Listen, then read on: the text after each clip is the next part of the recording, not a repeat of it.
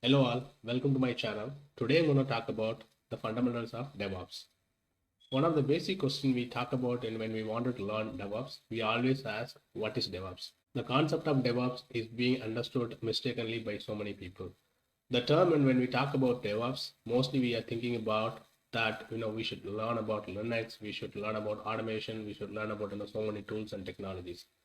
But the fundamentals of DevOps, in the sense, when you talk about the development and operations, what is the roles and responsibility of development team? Development team is writing the application code and producing the packages which need to be deployed into the production environment or different SIT environment or functional testing environment. When these packages has to be deployed, they have a lot of dependencies. These deployments are being managed by operational support team, which we call it as a production support team or ops support team. When they try to do the deployment into their environment, they might run into a number of issues, or they have a dependency of looking at the packages, libraries, configuration file, artifacts, so many things. When they run into issues, the operations team always have a question or dependency with the development team. Now, because of these dependencies, the deployment is getting impacted, right?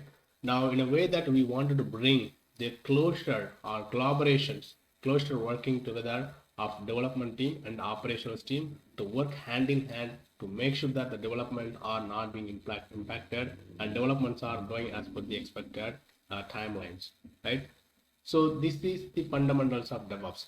DevOps objective is to bring both development team and operations team to work closer together and do the deployment into the required environment without hampering any schedule slippages, without hampering any delivery timelines. Now, there are a number of ways that we can achieve that. How do you minimize the operational team having a dependency with the development team? When every time there has to be deployment, say an example, if the development team wanted to do the deployment into the S8 environment on a weekly basis or monthly basis, now you guys are continuously producing the packages and that packages goes to the operations team. And if you're leaving your operations team to always have a dependency with the development team, it is a over headache for both development team as well as operational team. Now, rather than having the dependency, we wanted to break the dependencies or we want to decouple the operations, right? So then we can think about in terms of automating the deployments. That's where the concept of CI/CD comes into the picture, continuous integration and continuous delivery or continuous deployment pipelines. So if you look at the end-to-end journey, we have the source code which is being managed in the source code management systems. And once the source code is ready, before we do the deployment, we do the build. Try to see the kind of build is nothing but in terms of compilations, and you try to produce the jar files or war files or packages that you wanted to deploy.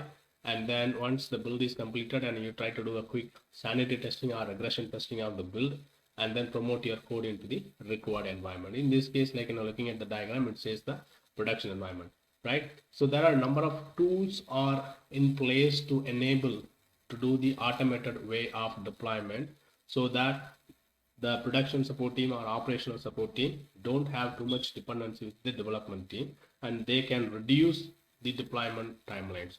That's where the concept of DevOps CI/CD pipeline comes into the picture. You would assume that the deployment automation process is the CI/CD pipelines. So in market, there are a number of open source tools are there. Example, we can use Jenkins for building the pipelines, or if you are deploying something on the cloud native services, say you wanted to deploy the or build the pipeline into the AWS cloud environment. AWS itself has got end-to-end services which is helping you to build the pipeline. Example, AWS code commit, which is a kind of acting as a source code management repository, and then AWS code build is there, and AWS code pipeline, AWS code deploy. So using these services, you can totally automate the end-to-end deployment. So this is the fundamentals of DevOps. I hope you guys understand now. What is DevOps in a nutshell? Bringing the collaborations or closer working of development team and operations team to make sure that delivery is not impacted, and ways of accelerating the deployments into the production environment is to build the CI/CD pipelines. For building the pipeline, objective of building a pipeline is to automate the deployment. And there are tools in market. There are open source tools as well as the commercial tools in market to automate the CI/CD pipelines. I hope you understand. Thank you very much. If you like this video, please share with your friends, and do not forget to subscribe my channel to look for more useful videos. Thank you very much, guys. Have a nice day and bye.